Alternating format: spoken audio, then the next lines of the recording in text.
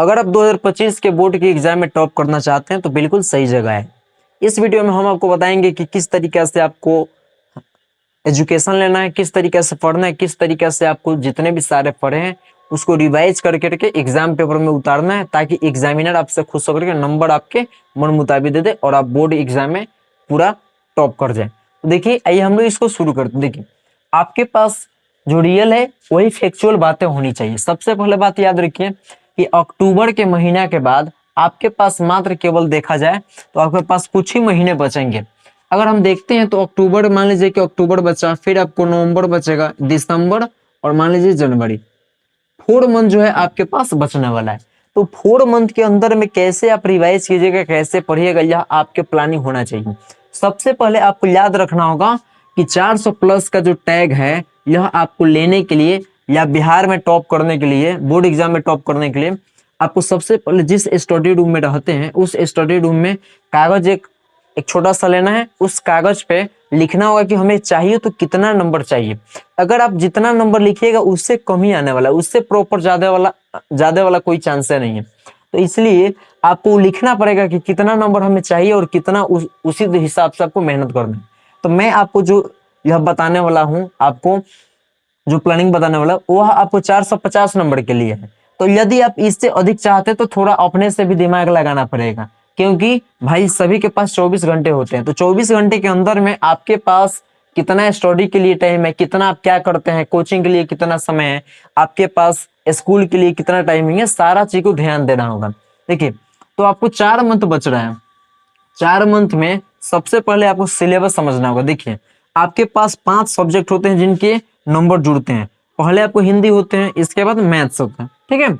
इसके बाद आपके पास संस्कृत होगा, एग्जाम साइंस होगा और सोशल साइंस होगा, और एक आपको हो जाता है इंग्लिश, ठीक है। तो इंग्लिश का नंबर जो है आप कितना ही नंबर लाइएगा तो बोर्ड एग्जाम में आपको जुड़ता नहीं है, इसीलिए मैं यहाँ पर नहीं लिखा हूँ, ठीक है। केवल 5 ही सब्जेक्ट के बोर्ड एग्जाम में होते हैं बिहार बोर्ड में। देखिए, तो सबसे पहले समझिए कि 2020 के बाद से, जब से लॉकडाउन लगा तब से गोल्डन चांस है, ठीक है। चांस क्या है कि 50 नंबर के आपको ऑब्जेक्टिव पूछते हैं, वो भी मतलब ऑब्जेक्टिव, एससीबी मतलब सब्जेक्टिव। तो 50 नंबर के आपको सब्जेक्टिव पूछता है एग्जाम में।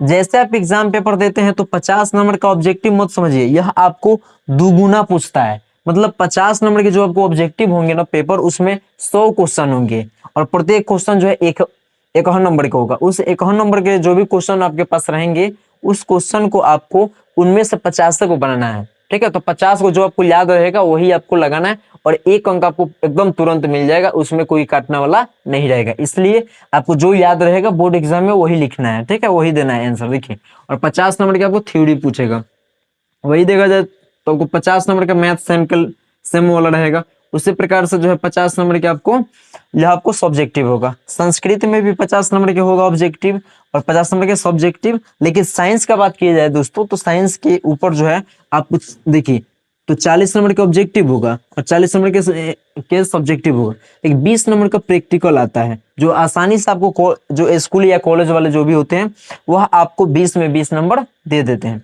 इसके अलावा देखा जाए तो सोशल साइंस में आपको 40 नंबर के ऑब्जेक्टिव और 40 नंबर के सब्जेक्टिव और यह आपको 20 नंबर का प्रैक्टिकल, यानी जो 40 नंबर जो आपको मिलने वाला है पूरा बोनस अंक के रूप में आपको मिलेगा।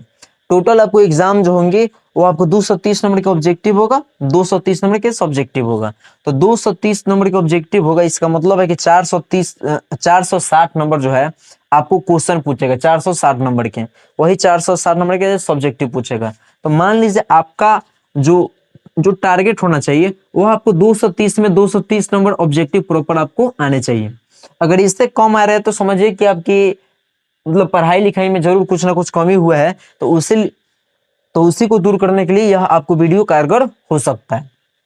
इसके बाद देखिए, 230 नंबर आपको एकदम लाना अनिवार्य होगा तभी आप हो सकते हैं। इसके अलावा 40 नंबर आपको प्रैक्टिकल मिलेगा तो 270 हो जाएगा यहाँ से 270। और सब्जेक्टिव में मान लेते हैं कि 20 नंबर अगर आपको काट लेता है तो देखिए 270 जो है, अगर इसमें मान लेते हैं कि 20 नंबर काट लिया तो कितना हो जाएगा आपको 220 नंबर।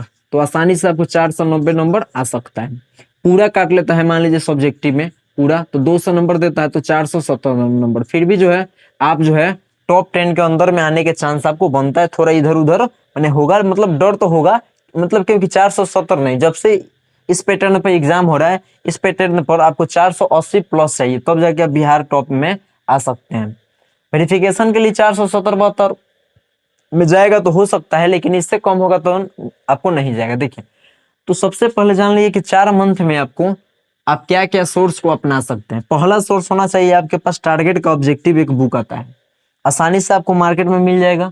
इसके अलावा क्वेश्चन बैंक का था, और खुद से जो पढ़े ऑफलाइन या ऑनलाइन जो खुद से आप कोर्स खरीद के डिटेल में पढ़े हैं उसका नोट्स रखिए। बिना इन तीनों चीजों के आप 400 का फर्स्ट डिवीजन मैंने बड़ा मुश्किल से ला सकते हैं। इसके बाद देखिए, मैं कुछ आपके लिए अच्छा पॉइंट नोट किया हूं, उस पॉइंट को देखिए कि कुछ बेहतर जो पॉइंट है उसको मैंने लिखा है।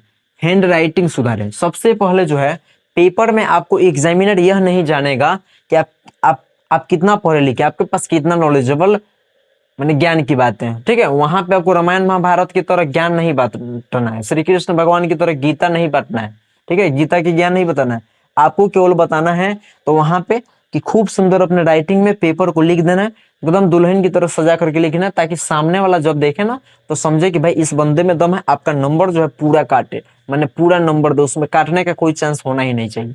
तो सबसे पहले आपको हैंड राइटिंग सुधारना चाहिए पूरा। अब सुधारने का चांस नहीं है 4 मंथ में, तो साफ सुथरा लिखने का तो कोशिश कर ही सकते हैं ना, तो कोशिश कीजिएगा तो नंबर कम ही कटेगा। इसके बाद देखिए, ऑब्जेक्टिव को याद करें, जितना हो सके ऑब्जेक्टिव याद कीजिए। ऑब्जेक्टिव जैसे आप याद कीजिएगा ना, मान लीजिए कि आप ऐसे इसको याद करें, फिर अगले दिन उसको रिवाइज किए, तो रिवाइज करते करते एक टाइम ऐसे आएगा कि आप जो है आसानी से ऑब्जेक्टिव को सारे को रट सकते हैं, उसमें कोई प्रॉब्लम देखने को नहीं मिलेगी। इसके बाद देखिए रिवाइज, उससे बार बार रिवाइज कीजिए। मैंने आपको पहले बताया सबसे बड़ा चीज है एग्जाम को पास करना, प्रैक्टिस, ठीक है। तो प्रैक्टिस जितना आप कीजिएगा उतना ही आपको बेहतर होगा। इसके अलावा देखिए, सब्जेक्टिव को लिख करके पढ़े। जितना आप सब्जेक्टिव को लिखिएगा उससे अंडरस्टैंडिंग कीजिएगा, जितना उसको आप समझिएगा और उसको बार बार रिवाइज कीजिएगा, उतना ही आप जितना कोशिश होगा उतना ही आपका नंबर बढ़ेगा, ठीक है। तो ये वाला पॉइंट जो है, 2 पॉइंट को एकदम नोट करना, हैंड राइटिंग वाला और सब्जेक्टिव वाला, क्योंकि ऑब्जेक्टिव जो है प्रत्येक लड़का कुछ ना कुछ नंबर बढ़िया ला देता है, इसलिए आपको सब्जेक्टिव में प्लस पॉइंट लाना है, तभी जाके आप उसको पछाड़ सकते हैं, ठीक है। इसके बाद देखिए, टाइम को मैनेज करना है, चिड़चिड़ापन से दूर है। जब एग्जाम सेंटर में बैठते हैं तो भाई ये लिखे कि वो लिखे क्वेश्चन, भाई जो तुम्हारा मन करे पहले उसको लिख लो, क्योंकि सब तुम क्वेश्चन पढ़ के गए ना, जब तुमको फोड़ना है बोर्ड तब तो तुमको पढ़ना पड़ेगा। तुम्हारा तैयारी जो है पूरा ढंग से हुआ होगा, तो ढंग से जैसे होता है तो टाइम को मैनेज करना है एग्जाम, ठीक है। अब मान लीजिए कि पहला पेपर लड़का लिखता है, पहला पेज में खूब सुंदर लिख दिया, बहुत सुंदर, अब पहले पेज को लिखने में लगा दिया आधा घंटा, तो भाई अगले में घंटा लिखेगा। तो इसलिए आपका जो है रेशियो होना चाहिए कि कितना पेज हम लिखेंगे और किस माने कितना नंबर का जो क्वेश्चन है उसको कितना नंबर में लिखेंगे तो आसानी से हो जाएगा, ठीक है। और टाइम का मैनेज करना है आपको। इसके अलावा चिड़चिड़ापन नहीं आना चाहिए। मान लीजिए कोई क्वेश्चन आप सॉल्व नहीं हो रहा तो दूसरा बनाइए भाई, क्योंकि दुगुना क्वेश्चन है, ठीक है, इसलिए। और अभी के टाइम में एग्जाम से प्रॉपर 4 महीने बचे हुए, तो रील से दूर है, तो रील भगाते रहिएगा। सवेरे अगर 3 बजे जगते हैं, ठीक है, 3 बजे जगते हैं, अब भगाना शुरू कीजिए, मालूम चलेगा 5 कब हो गया मालूम नहीं चलेगा, ठीक है। क्योंकि टाइम को यह खाता है रील, इसका नाम है रील, ठीक है। रियल दुनिया से आपको भटका देगा। इसके बाद देखिए, सोशल मीडिया से दूर है। सोशल मीडिया जितना भी सारे चीज है उससे जितना आप दूरी बना कर रखिएगा वही आपको मंजूरी रहेगा, ठीक है। बढ़िया नंबर आने के चांस ज्यादा रहेंगे। और जितना उसमें सटे रहिएगा उतना ही दिक्कत होगा आपको, प्रॉपर बहुत बड़ा दिक्कत होगा आपको नंबर लाने में। ऑफलाइन या ऑनलाइन बेहतर से क्लास करें। मान लीजिए कि ऑफलाइन जा रहे हैं या ऑनलाइन पढ़ रहे हैं, कैसे हूँ बड़े कैसा हूँ पढ़िए, कोई उससे बेहतर कोई उससे नुकसान नहीं है। केवल आपको क्या करना है कि रेगुलर क्लास को करना है, ताकि आपको कोई प्रॉब्लम नहीं है।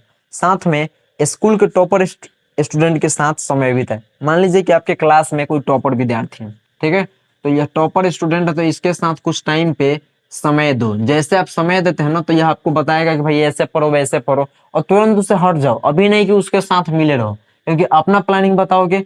अगर वो 6 घंटा पढ़ता है तो तुम्हारे अंदर जो है कम से कम 7 घंटा 8 घंटा पढ़ना पड़ेगा, ठीक है, ज्यादा पढ़ना पड़ेगा। और 4 महीना में तुमको 7-8 घंटा नहीं, तुमको जितना दम लगे, समझे, क्योंकि तुमको टॉप करना है ना, तो कोई तुम्हारा मान लो कि तुमको एग्जाम देना, हमको तो देना नहीं है, तो इसलिए कोई तुम्हारा बैठबो नहीं करेगा। तो इसलिए यह जो है 4 मंथ जो है आराम से बैठो, अपने कुर्सी की पेटी बांध लो और आराम से बैठो, ताकि 4 मंथ में तुम्हारा प्लानिंग क्या होना चाहिए, ढंग से पढ़ो। ढंग से पढ़ोगे तो तुम्हारा सपना पूरा हो सकता है। और यह तुम्हारे लाइफ के एकदम मैंने पहला एग्जाम है। इस एग्जाम में अगर बढ़िया से अगर नंबर आएगा तो आगे तुम लाइफ में बहुत ज्यादा सक्सेस कर पाओगे। ठीक है, और इस चैनल को जरूर सब्सक्राइब कर लीजिए और शेयर कर लीजिए, ताकि जितने भी आपके विद्यार्थी है, बिहार के जितने भी सारे बच्चे हैं, उनके पास यह प्रॉपर वीडियो पहुंचे और प्रॉपर रूप से इस वीडियो पे आपके सारे विषय की प्लानिंग और साथ में आपकी गाइडेंस मिलता रहेगा। ठीक है, और एक बात याद रखिएगा कि आप इस हिसाब से पढ़िएगा तभी आपका कुछ हो सकता है, नहीं तो आपका कुछ भला होने वाला नहीं है।